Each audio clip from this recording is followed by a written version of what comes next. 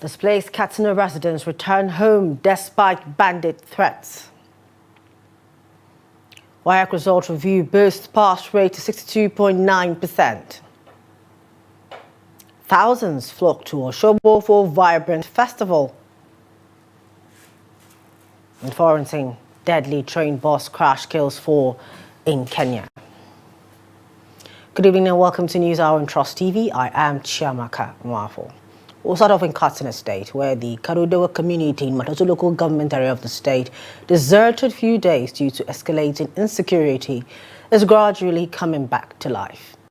A check by Trust TV News revealed that most of Karudowa residents have spent about 5 days in the neighboring villages following frequent bandits' attacks on the town. Trust TV's Abdullah Yamadi completes the report. Normalcy is yet to return on the usual busy streets of the ancient Karadwa town, despite pleas and assurances of securing the area by the relevant authorities and other stakeholders. Residents are still grieving the frequent bandits' attacks on the town and other neighboring communities, resulting in killings, abductions for ransom, and rustling of animals. Reports indicated that more than 1/3 of Karadwa residents, especially women, children, and the elderly, are still squatting with their relatives in other areas perceived safer and unwilling to return for the fear of the unknown. At the moment, 1/3 of our women and children have fled to other neighboring communities.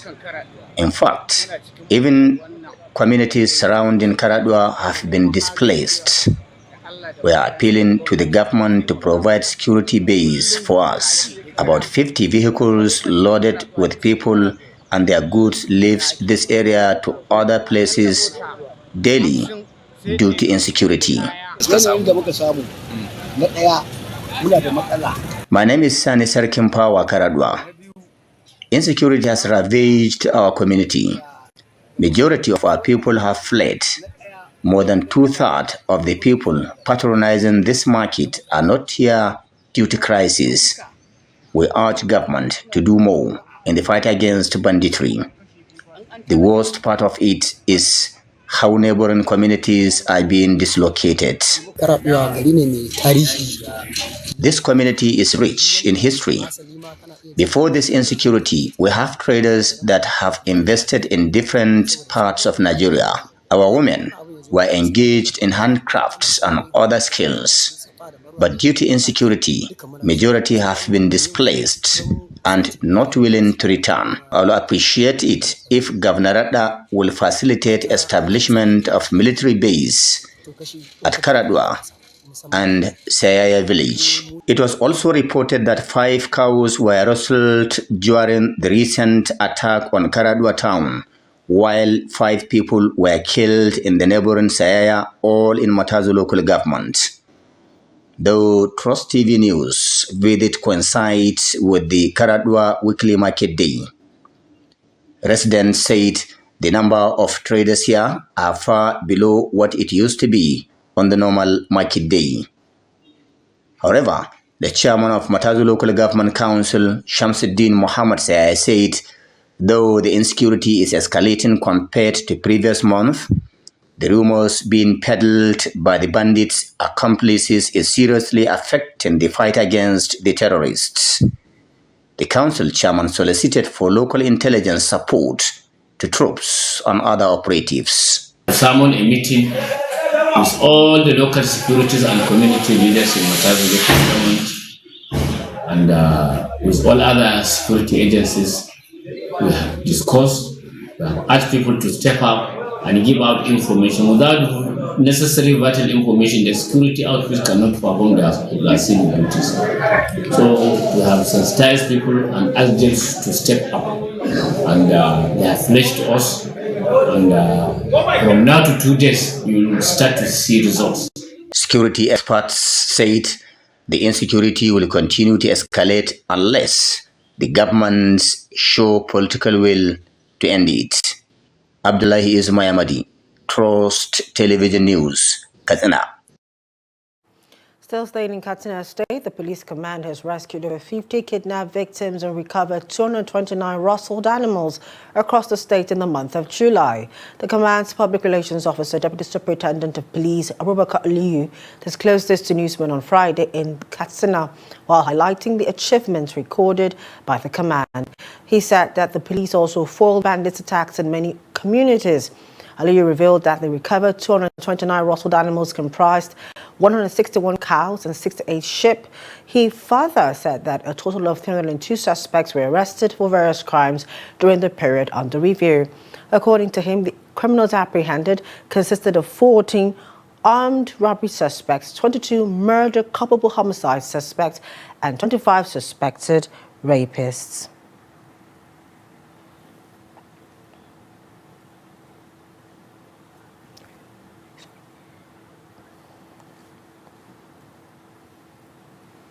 The mining marshals of the Nigerian Security and Civil Defense Corps (NSCDC) have shut down an illegal quarry site operated within the Kuje Area Council of the Federal Capital Territory.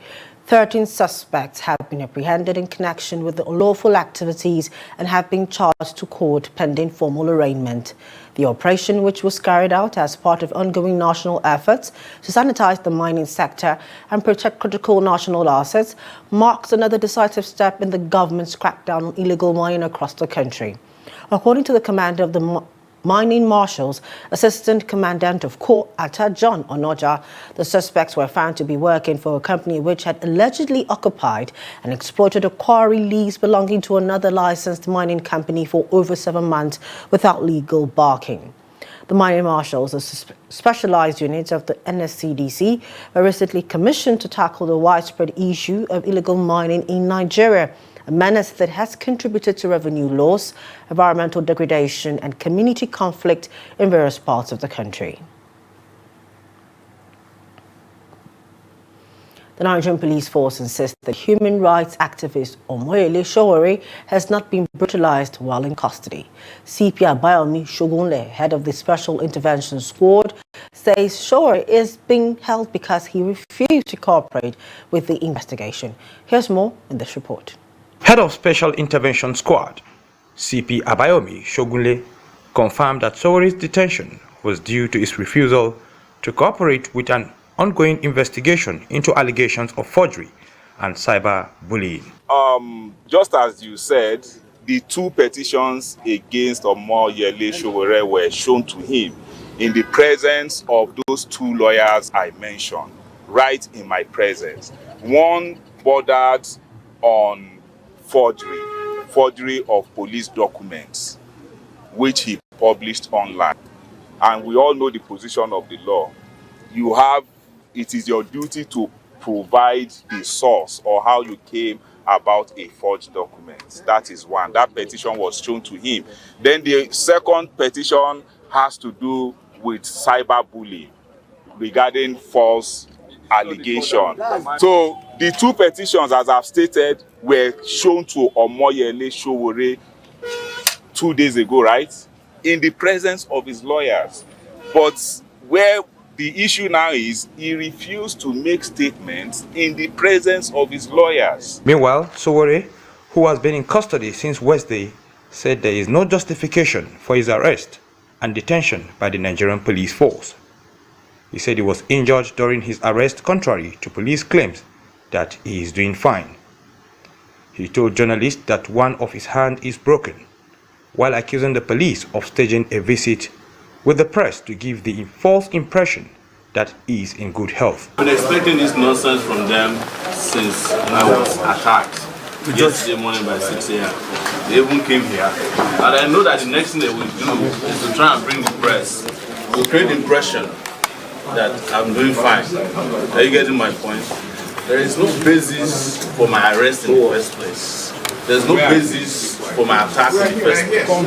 There's no basis for any citizen in Nigeria to be arrested by the IG because the IG feels threatened by the legality of his position. This shows to you that Nigeria is headed by headless people. Sowore's legal team and supporters continue to call for his release and access to medical care.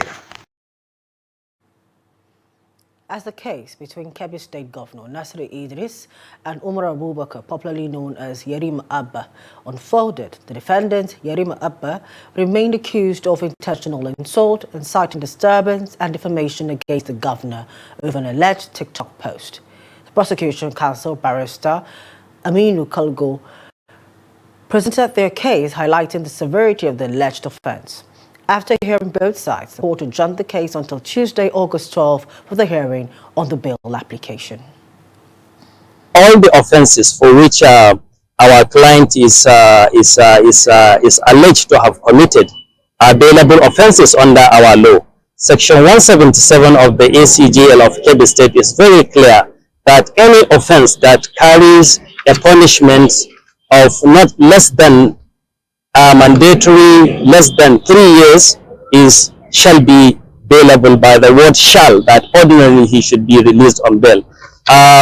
Well, today the counsel for the Ministry of Justice was before this honorable court, and they have sought for an adjournment. It has been adjourned to Tuesday.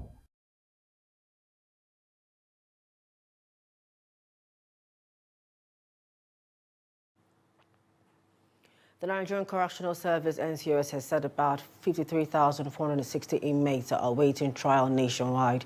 The Comptroller General of the NCOS, Sylvester Nwakuche, stated this on Friday in Abuja while meeting with the chairman of the Independent National Electoral Commission (INEC), Mahmood Yakubu. Leading top officials of the paramilitary agency to the INEC headquarters, Nwakuche made a case for inmates, asking the electoral body to extend some rights to them, particularly the right to vote. According to the NCOS boss, there are 81,000 prison inmates nationwide. Responding, the INEC chairman said it would allow prison inmates to vote during elections. He affirmed the judgment of the appeal court, granting inmates the right to register and vote in any elections. Still staying with INEC-related matters, the Commission said its continuous voter registration will hold in 811 centres across the 36 states and the Federal Capital Territory. INEC National Commissioner and Chairman, Information and Voter Education Committee, Sam Olumeko, disclosed this in a statement issued after the Commission's regular meeting in Abuja. Olumeko stated that for easy identification, INEC would be deploying an online CVR live locator to assist citizens in locating their registration centres nationwide. He noted that, as earlier announced by the INEC, the CVR will resume on August 18, the online pre-registration, while the in-person registration option would follow a week later on August 25. Olumeko added that the Commission on Thursday uploaded a 38-page document to its website and other official online platforms indicating the addresses of the 811 in-person registration centres nationwide. Olumeko reassured Nigerians that the Commission would continue to keep citizens informed on all its activities. Over in Kaduna State, the governor, Sani, has declared that the All Progressives Congress must win the August 16 Chikun Kajuru Federal Constituency, Basawa and Sabongari State Assembly by-elections, insisting that victory is not optional but imperative. Speaking on Friday during the inauguration of the APC campaign committee for the 3 by-elections in Kaduna, the governor, represented by his deputy Hadiza Balarabe, said the stakes were too high for the party to contemplate defeat. According to him, the party's message to the electorate must be anchored on its ideals, proven record of delivery and vision for a Kaduna where no one is left behind. Balarabe, who delivered the governor's message, stressed that Sani's administration had governed with fairness, equity and inclusiveness across all senatorial districts, local governments and communities. Deputy Governor also charged committee members to prioritize the needs and concerns of the people during the campaign, warning that the party must not take voter support for granted.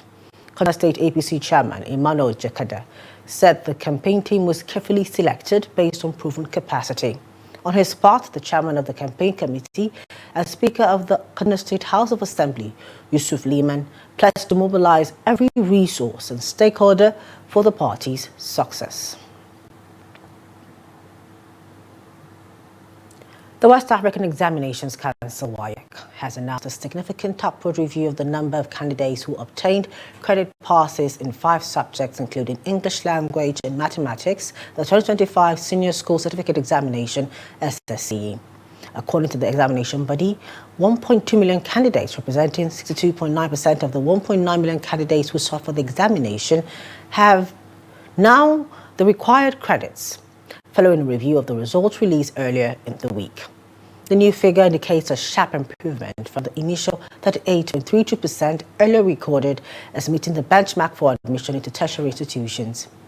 WAEC attributed the change to the correction of errors detected in the marking of serialized objective questions, which had affected the original computation of results. Recall that only 38.32% passed English language and mathematics at the credit level. Both papers are key to securing university admission in the country. The ongoing summer holidays provide parents opportunity to bond with their children. They are employing various strategies to manage their children during the school long holidays. Here's more.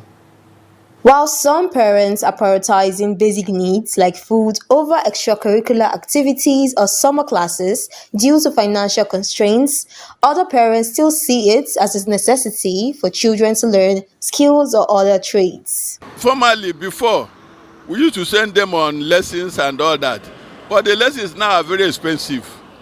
Some of us who cannot, like myself, my children are at home.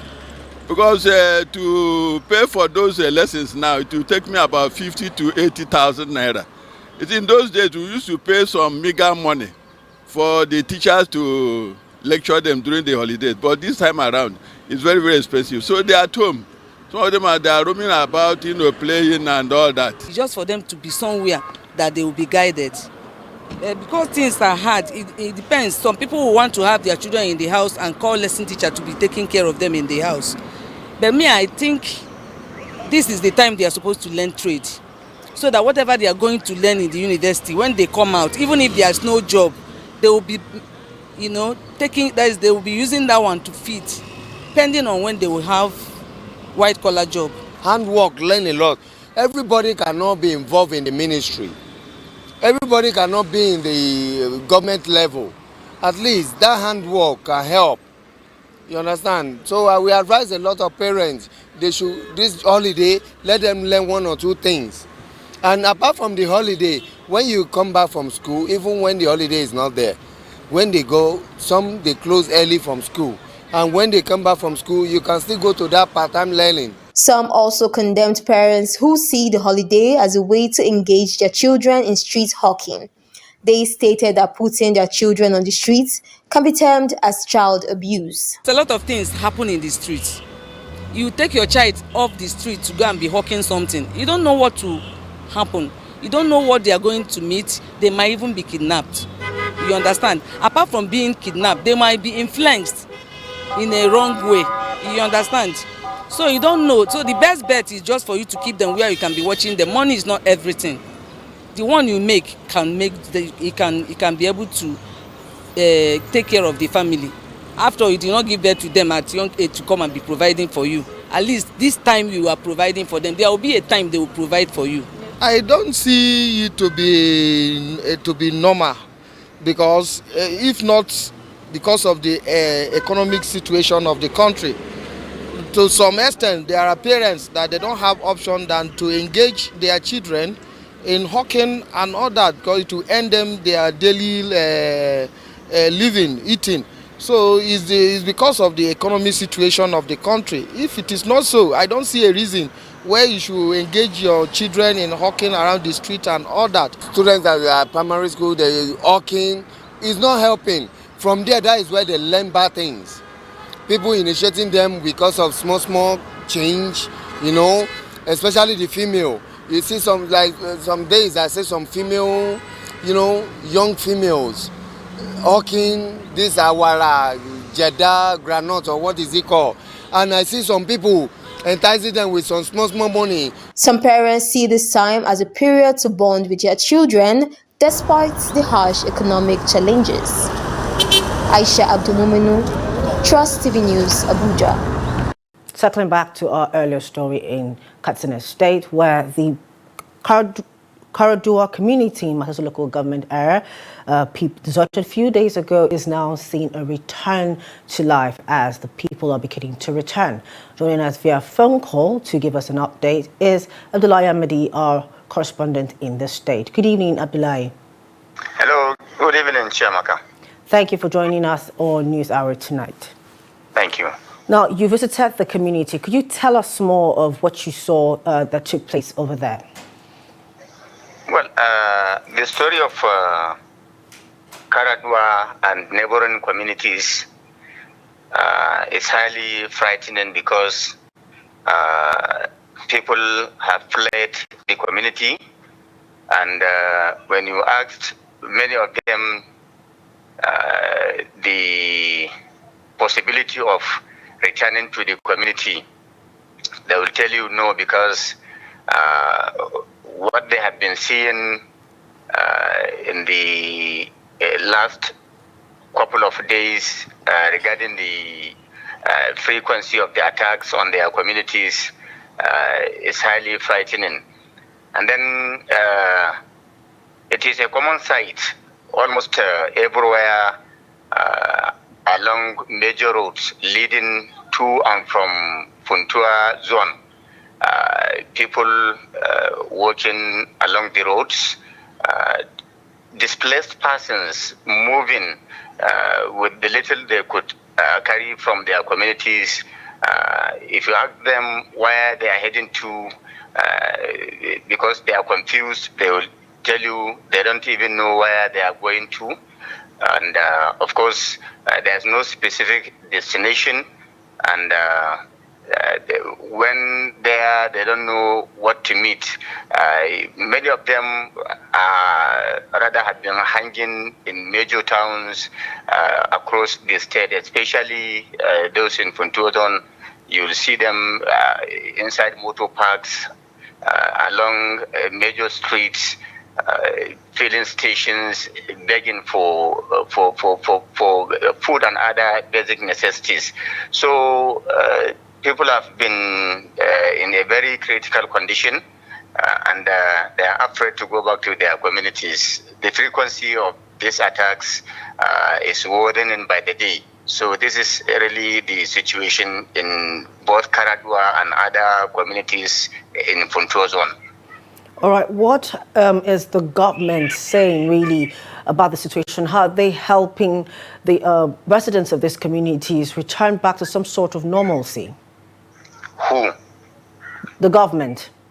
Okay, the government is saying there is a serious need for collaboration between security personnel operating in their communities, and of course there is need for the communities to be providing intelligence report to the security agencies and of course the government, in as much as they want this issue of insecurity to end.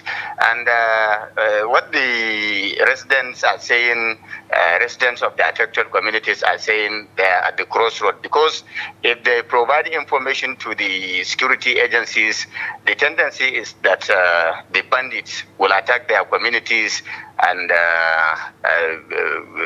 launch a rampage on these communities. So they are at the crossroad. They are afraid to be providing information. And what the government needs to know is that these people and these attacks are resulting to a very serious socio-economic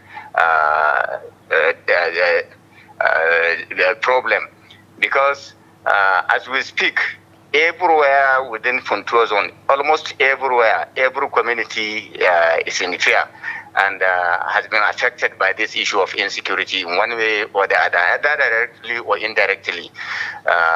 These communities have been affected, and their socio-economic well-being has been dislocated. So in such a manner, or rather in a situation like this, people have to think otherwise. That is why majority of them are fleeing their communities to other places. Okay. Now, I could see that you spoke to the chairman of the Matozu local government. Now, we know that governance is best felt for the people through the 30 of government, which is local government. What is he and his people doing to try to make this better, away from waiting for the state governments and police security agencies to do something? At the local level, what is being done as well for the people in these areas? Well, these people are handicapped because they don't have the wherewithal to protect themselves, or rather to fight these bandits.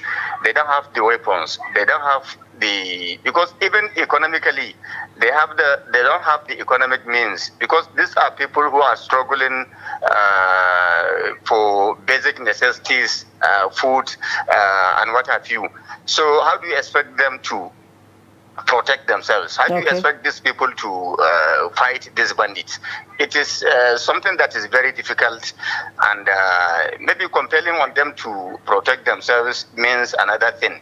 But the authorities are always saying that the communities should sit up, they should do the needful by protecting themselves, and they are saying they don't know what to do, honestly. So that is the situation. I think the authorities need to know that these communities are at a crossroads. They don't know what to do. That is the language almost everywhere you go. People are saying they don't know what to do, they are confused, and they are tired of all these attacks. Okay, now let's go to the other story from Katsina State about the police operations from the police command. There's a report saying that over 50 kidnapped victims have been rescued and recovered about 229 rustled animals across the state in the month of July. What can you tell us more about this report? Is this an uptick? Has there been some sort of uptick in rescues and numbers from the previous ones for June and the rest of the month? If you look at the number of attacks and a reported number of kidnapped victims almost on daily basis, the police are doing their best. They have been doing very well, and the other security operatives. But yet, it is nothing to carry home about, considering the number of people that are being kidnapped on daily basis, some unreported, and even the reported cases. If you say 50 have been rescued in the month of July or in 1 month, I think more need to be done to foil attacks, to prevent these attacks, and of course secure communities, especially now that we're in a rainy season, and these bandits take advantage of vegetation cover to launch attacks on these vulnerable communities. Katsina is one of the states that has rural communities that are isolated, where these bandits can easily launch attacks because of their vulnerability. So I think more needs to be done to prevent these attacks. More needs to be done to prevent the abductions, and of course other forms of criminalities in Katsina State. All right, thank you so much, Abdullah Yamidi, for your updates and happenings in Katsina State. Thank you most sincerely, Chiamaka. Moving over to an update on our earlier story, a human rights activist and 2023 presidential candidate of the African Action Congress, Omoyele Sowore, has been released from police custody. Sowore had been detained at the force headquarters in Abuja, the Federal Capital Territory, since Wednesday, when he honored an invitation from the Inspector General of Police Monitoring Unit. The activist confirmed his release in a Facebook post. He described his detention as illegal and unjust. Away from that, public health physicians have identified reasons why a rise in humidity during cold weather often leads to increased cases of illness. They said during the rainy season, many people faced a range of illnesses, from common colds to more severe respiratory infections. Trust TV's Anthony Ebohon has the report. The raining season is a time for farmers to step up their agricultural activities, but not without attendant health consequences. The season is associated with increase in several diseases, primarily due to the proliferation of disease vectors like mosquitoes and contamination of water sources.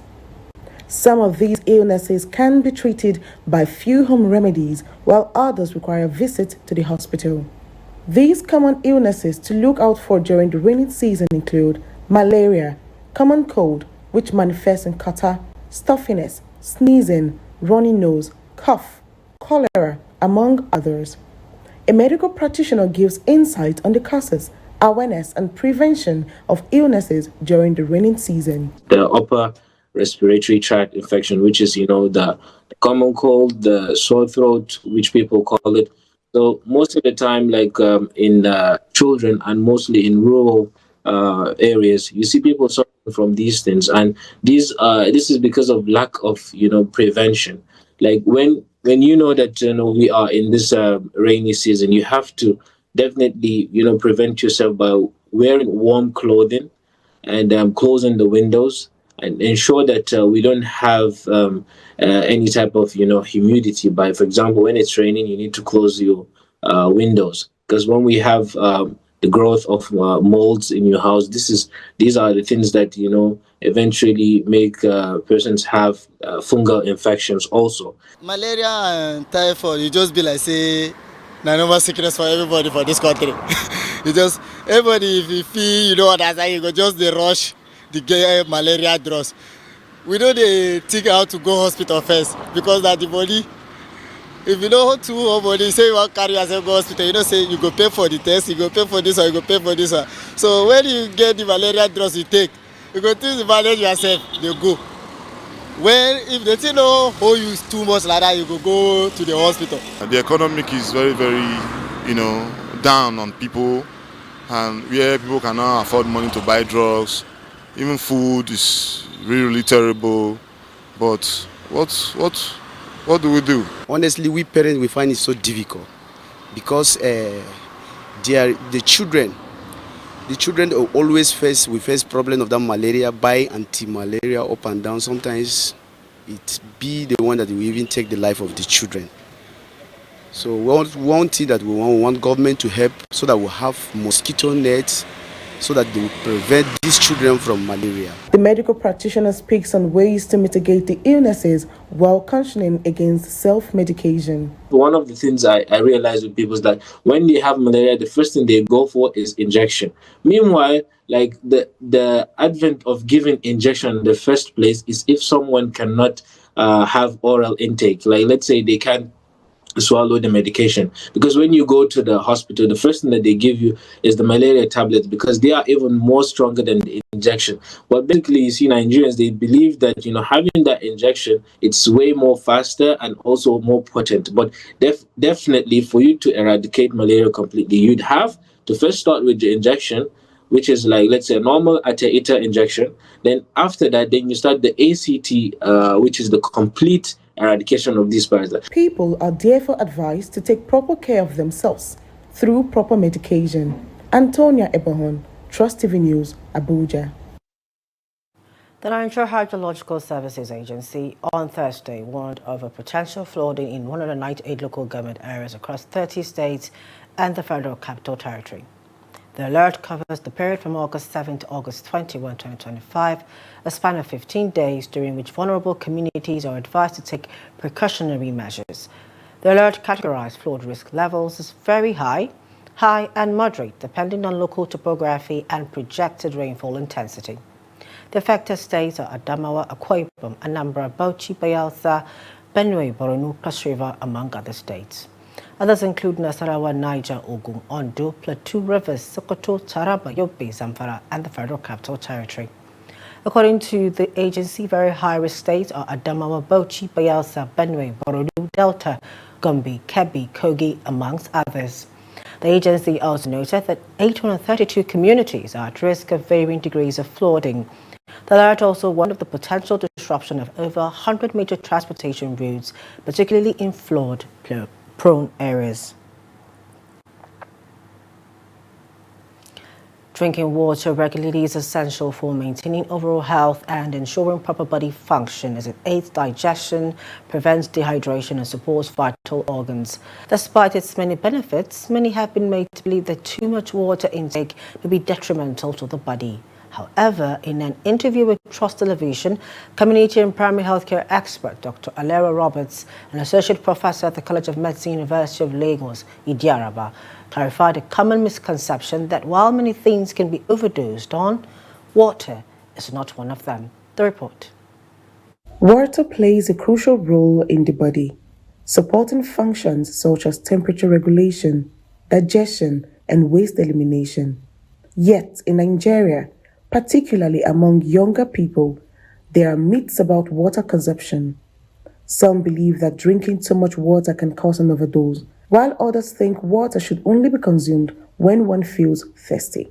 Dr. Alere Roberts, an associate professor of public health degrees, speaking with Trust Television, she explained that it is extremely rare to suffer water intoxication as the body naturally regulates water intake. It's not a crime. It is very, very, very, very difficult to overdose on water.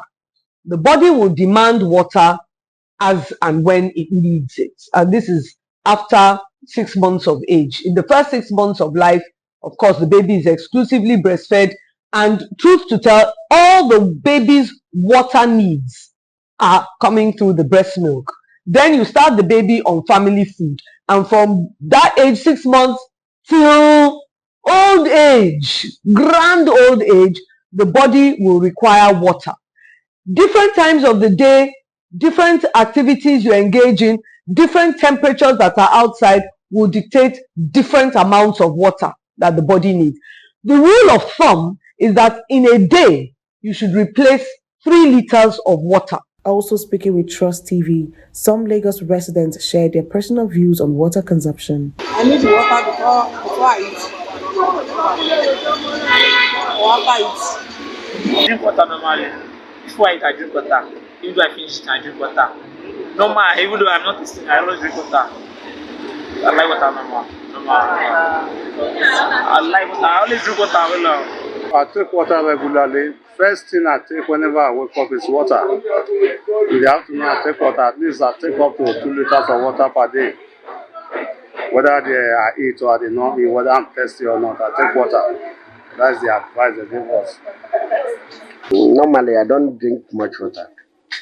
I'm only forcing myself to be taking enough water because I know that it's good for health.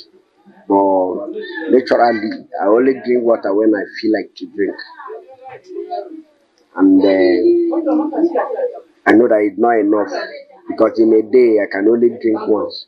Addressing a popular concern about hot or cold water being better, especially during meals, Dr. Roberts noted that regardless of temperature, water adjusts to body temperature as soon as it passes the throat. Drinking water and eating a meal is personal preference.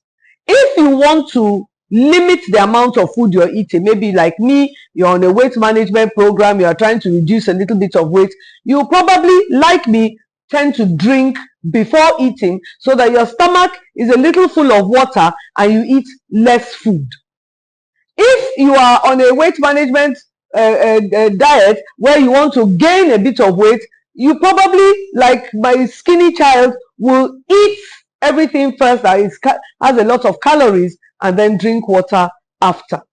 She added that a simple way to know if you are drinking enough water is to observe one's urine, noting that if it flows freely, it's clear, and one is urinating without difficulty, then hydration level is adequate. Borno State Governor Professor Babagana Zulum has reaffirmed its administration's commitment to delivering good governance and sustainable development through the state's 25-year development plan and 10-year strategic transformation initiative. The governor made this known during the swearing-in ceremony of 2 newly appointed commissioners and a member of the Judicial Service Commission in Maiduguri. Governor Zulum urged the appointees to avoid complacency and bring their expertise and experience to bear in their new roles. He also emphasized the importance of adopting an inclusive and collaborative approach to governance. The governor stressed that the performance of all appointees will be measured against the goals and benchmarks set out in the long-term development and transformation plans.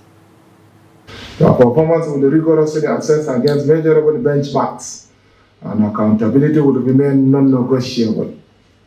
So I'm pleased to say that you have my full assurance that this administration We provide you with the necessary support, resources, and tools to excel in your duties.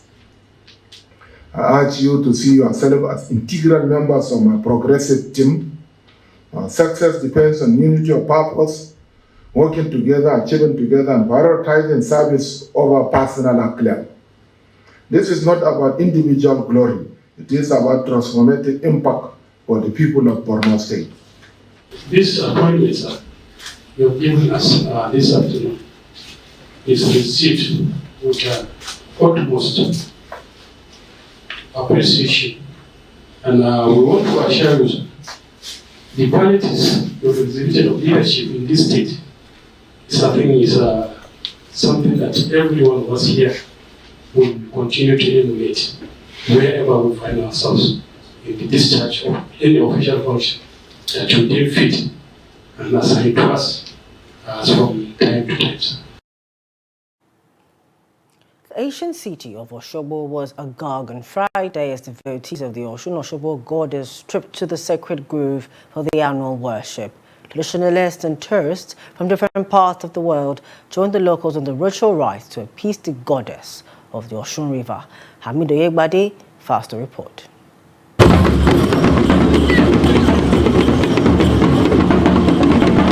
Thousands of worshippers, tourists and culture enthusiasts gathered at the palace of the Atauja of Osogbo, from where they moved to the Osun Sacred Grove for the ritual rites. Osun-Osogbo Festival is one of Nigeria's most iconic traditional celebrations, marking centuries of Yoruba spirituality and heritage. The devotees believed that the Osun goddess has power to grant their prayer requests. Yeye Mi Osun, she has done a lot of things to help the people in the city of Osun, most especially in Osogbo.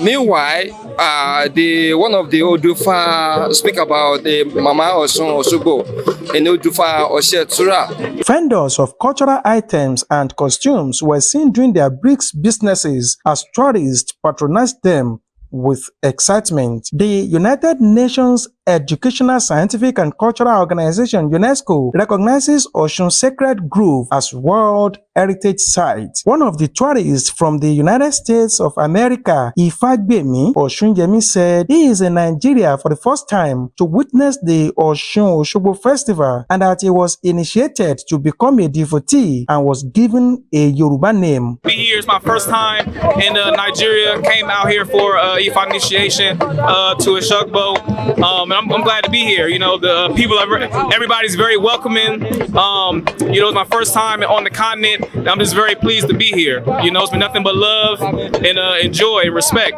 you know. At the heart of the day's ritual is the symbolic journey of the Arugba, the virgin girl who carries the offerings to the Osun River, an age-old rite believed to renew the covenant between the people and the goddess of Osun. Security presence was tight around the grove, with officers of the Nigerian Police Force and Nigeria Security and Civil Defense Corps strategically positioned at key locations. Armed soldiers stationed in a parked van at the entrance of the grove kept a close watch on participants as the festival unfolded. The devotees reaffirmed their belief in the power of the Osun goddess to bless them. They urged the federal government to do more in elevating the Osun-Osogbo Festival. She gives peace, child, happiness, wealth, anything whatsoever. Eledumare is the one that gave Osun power. Oloda Omi is the one that creates water and gives it the power to do anything. So celebrating her today, we are giving thanks for the happiness, the joy, the blessing he has done in our lives, our family, our loved ones, and how he has been fighting our battles left and front without not putting us to shame. You know, we thank Eledumare for always fighting for us, and at any time the rain falls, our destiny is revived. Osun Festival is very good, and there is a lot of things there. Osun Festival is biggest festival in Osun State. If you don't have money, you don't have children, if you come to Osun, Osun will bless you with anything you want. So even all the world, Osun is very important to everybody because there is nobody you can't live without water. This Osun, she's my mother. I wouldn't be here today if I didn't meet her. And like I said, I've been telling people here that this was the first festival I attended as an Onitsese, and I'm so happy and grateful that I'm here again. Then one of the things I'll say is there is nothing I've ever asked of Osun that she has not given me. From the first time I came here till now, it has been different realms of manifestations, progress after the other. So it has been the most beautiful thing of my life. Osun is my mother. Osun is great. Osun is beautiful, and I'm so happy to be a part of her. And when we pray in front of her, she make our prayers come to pass. The event, which began on July 28th, reached its spiritual and cultural climax with the sacred procession to the Osun Sacred Grove for the ritual rites. Amid Oyegbade, Trust TV News, Osogbo. Fuji musician Wasiu Ayinde Marshall, better known as K1 The Ultimate, has apologized for the altercation that ensued between him and some employees of ValueJet at the Nnamdi Azikiwe International Airport, Abuja, on Tuesday. The famous Fuji musician said he accepts responsibility for the incident. The incident is highly regrettable because I have contributed the better part of my life in the past 50 years to the growth and development of Nigeria, my country, art and culture, both in and out of the country. I've been a good ambassador of this great nation, in and out, in very many ways.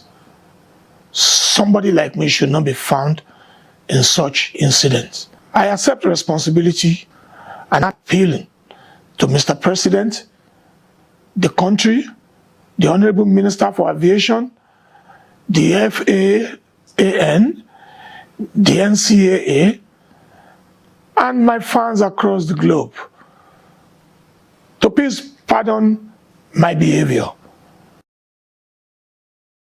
In business, the NNPC Retail Limited has disengaged the palm attendants in a recent video circulating on social media platforms at a filling station attempting to swindle a customer. The decision followed the thorough investigation that traced the incident to a station in Ikorodu, Lagos. NNPC Retail Limited, in a statement on Friday, stated categorically that such behavior is unacceptable and does not reflect the company's commitment to integrity, transparency, and exceptional customer service. The corporation also suspended the station manager while issuing a formal warning letter to the dealer. NNPC Retail Limited urges the public to be vigilant and report any suspicious incidents through the appropriate channels. Away from Nigeria, over in Kenya, a train and the bus collided on a railway crossing in central Kenya on Thursday, killing at least 4 people and injuring others. The Kenya Pipeline Company, whose boss was involved in the accident, said it was carrying staff finishing their morning shift at the training center near the town of Naivasha. It also added that it would organize airlifts for those critically injured. A Red Cross worker at the scene said that so far emergency teams had recovered 4 bodies from the wreckage. The Kenya Pipeline Company did not say how many people had been killed or injured. Police commanders say at least 6 people had been killed and scores injured in the accident.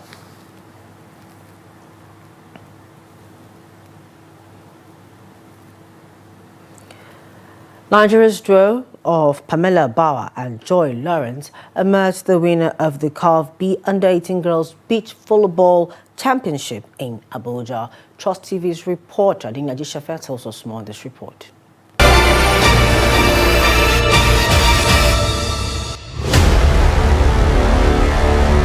Nigeria made history at the Beach Volleyball Continental as 2 home teams, Nigeria 1 and Nigeria 2, clashed in an all-Nigerian final at Jabi Lake, Abuja. The feat ensures the host nation secures both gold and silver medals in the girls category, a major milestone for Nigerian youth volleyball. The volleyball championship had entertaining choreography group lighting up the arena with their energetic dance moves.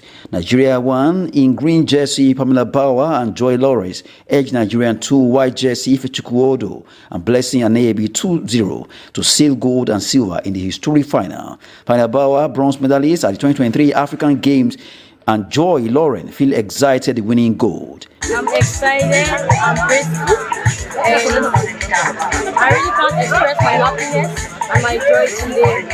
But I'm also thankful to God for granting me this win and for granting me this very opportunity to represent my country in Nigeria. And I'm sure by the grace of God, I'll be bringing more trophies back home. I'm the gold medalist of the under-18 CAF Volleyball African Championship. We just won gold, and I'm so excited about this. And I'm wishing all those out there that are wishing to, they should work hard so that they can reach here soon.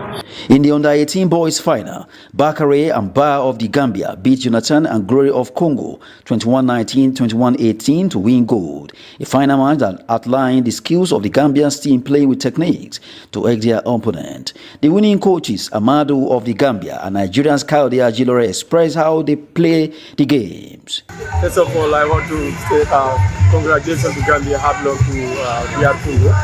It was a nice game, both teams fight, but at the end we are the winners. So I think the team, for us, the secret is the chemistry we have is more better than this team. Because if you can see, we are from a competition in Algeria. From Algeria we come down here. So I believe the experience makes a difference. A landmark achievement and landmark success, because this will be the first time and something that's to be remembered for a long time. Consular General of Customs Bashir Adewale and the National Sports Commission Chairman Chief Diko were on ground to receive and also present awards in different categories. President of the African Beach Volleyball Commission, Engineer Musa Nimrod, explains further on Team Nigerian's fixtures ahead. The rating is very high. I've gotten some responses from international bodies, of our bodies, and they are very happy. What took place, they got standards.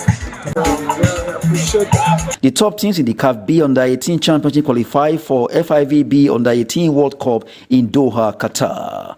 That's Sport News. I'm Adeni Ajijafe. And that's it for News Hour tonight on Trust TV. For more of our news programs, documentaries, or follow us on our social media platforms and our YouTube live stream. On behalf of the news production team, thank you for joining us tonight. I am Chiamaka Nwafo. Good night.